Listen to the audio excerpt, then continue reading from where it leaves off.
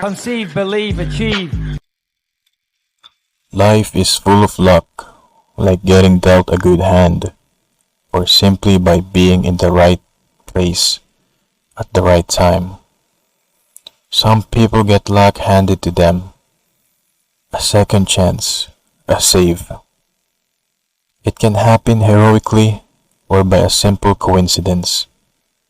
But there are those who don't get luck on a shiny platter, who end up in the wrong place at the wrong time, who don't get saved.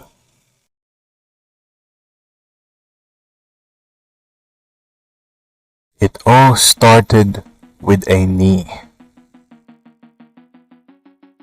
How did the luckiest, former UFC champion, Aljamain Funk Master Sterling, get to the top and eventually lose all the luck on his side? Welcome to my channel, where I dissect combat sports into bite-sized pieces. His luck started with his first fight with Petr Yan.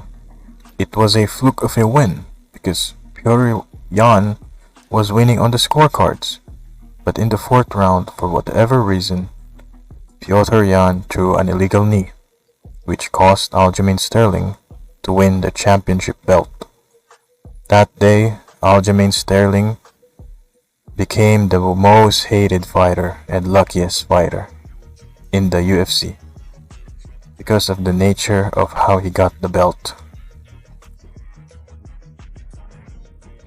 His second fight with Petr Yan was a competitive fight that he managed to edge out enough points to win, but it wasn't a complete domination from Aljamain Sterling. This is his first title defense.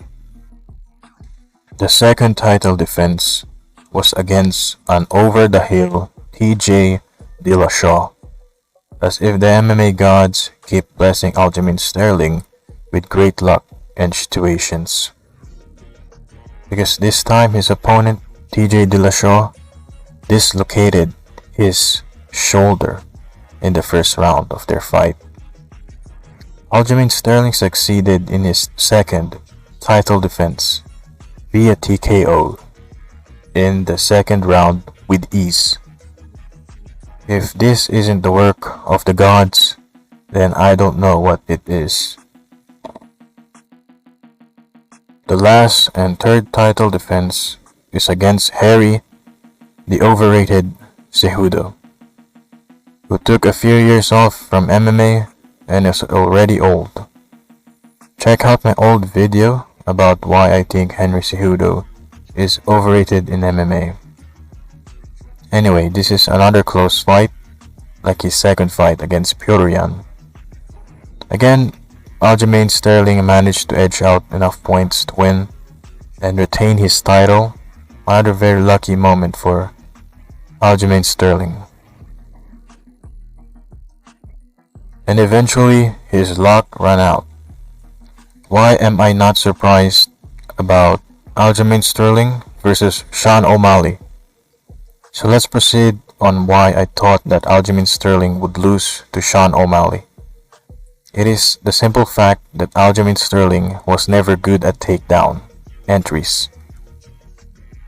His striking is not even synchronized with his wrestling at all.